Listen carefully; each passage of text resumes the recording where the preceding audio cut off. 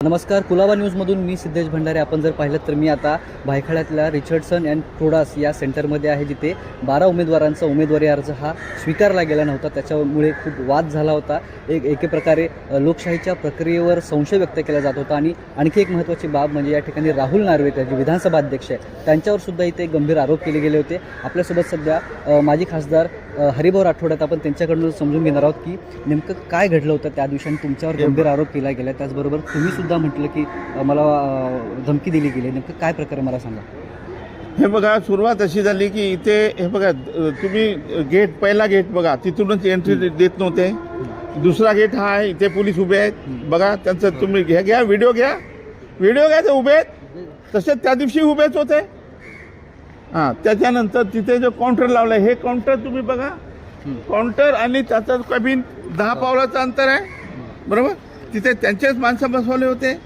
आल्याबरोबर पद्धत काय आहे की कोण आलं टोकन द्यायचे. आल्याबरोबर आम्हाला टोकन दिलं हातात. नंतर म्हणजे बसा चौकात, आपण करू सगळ्यांचं. नंतर एक चेकिंग होतं. नंतर आमचंही चेकिंग झालं, म्हणून ओके झाला अर्ज आणि पैसे भरून घेतले. डिपॉझिटची स्लिप दिली आम्हाला आणि मग बसा म्हणे आता तुम्हाला बोलवतील. आम्ही गेलो त्या ठिकाणी. जेव्हा मी तिकडे बसलो तर आम्हाला सांगण्यात आलं की आज खूप गर्दी आहे, तुम्ही बाहेर बसा, तुम्हाला बोलवतील. मला हे वाटलं की व्याजचे पैसे भरून घेतले, सगळं झालं तर बोलवतील. गर्दी आहे, खरंच गर्दी होती खूप. परंतु नंतर हळूहळू 5 वाजल्यानंतर म्हणजे आता आम्ही दार करून घेतले. ठीक आहे, तर नंतर सोडतील. लोक ये जा करत होते, नार्वेकर ये जा करत होते. सगळं काही कॅमेरेमध्ये आहे निवडणूक आयोगाच्या.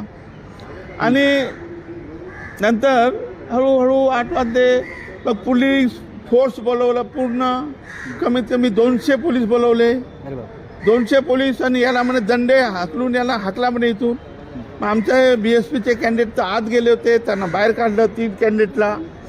आणि अशा पद्धतीने हे सगळं जे केलं ते इशारा करत होते नार्वेकरजी. म्हणजे तुम्हाला असं वाटतं का की हे नार्वेकरांनी जाणून बुजून घडवून आणले? अर्थात 226 मध्ये त्यांच्या भावाला अनपोज करायचं होतं.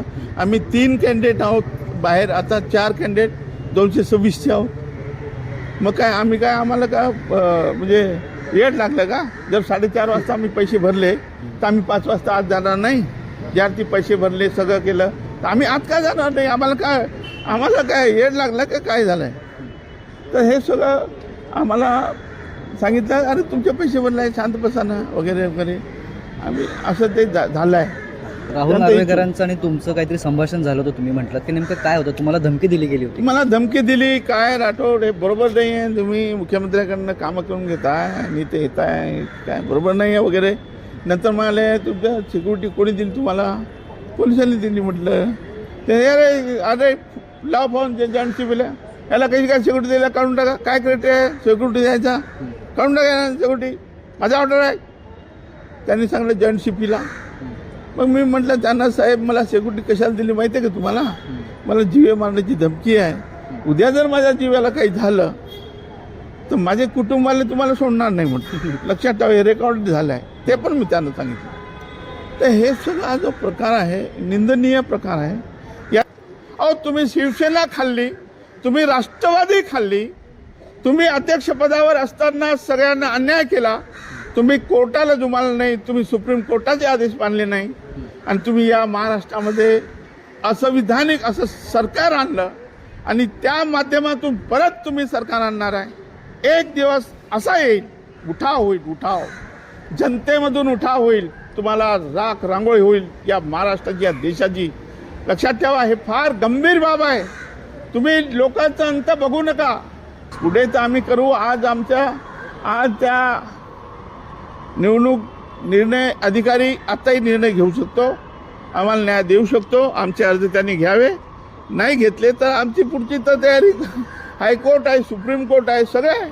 प्रतिक्रिया एवढंच म्हणालं की गगराणी साहेबांकडे गेले, त्यांनी रिमार्क मारून दिला, BNCचे कमिशनर. त्याचप्रमाणे वाघमोरे साहेब आहेत निवडणूक आयुक्त, त्यांच्याकडे गेलो. त्यांनी सांगितलं आम्ही याच्याबद्दल त्यांच्याकडे फाईल्सद्वारे आम्ही माहिती घेतो. त्यानंतर त्यांच्याकडनं जे काय आम्हाला फुटेज मिळतील त्या फुटेजवरती आम्ही सगळं बघू. आणि त्याच्यानंतर आम्ही जो 25, 26 आणि 27 त्यांनी ज्या पद्धतीने निवडणुकीमध्ये ह्या 3 वॉर्डमधलेच लोकांचे एवढे फॉर्म समाविष्ट होण्यात थांबले, त्याचं कारण काय मग? बाकीच्या उमेदवार बराबर त्यांचे झाले, फक्त एक 22चा मला वाटतं त्याच्यामध्ये बिचारा थांबला. पण जास्तीत जास्त बघायला गेलं तर 25, 26, 27 ह्या 3 ठिकाणी त्यांनी त्यांच्या पद्धतीने जास्तीत जास्त लेट करण्याचा प्रयत्न झाला तिथे. आणि त्यात राहुल नार्वेकर यांनी ह्या गोष्टीमध्ये जरा पण लक्ष घालता कामा नये. त्या संविधानाच्या याने त्यांनी लक्ष घालून ह्या गोष्टी का घडवल्या? त्याचं कारण काय?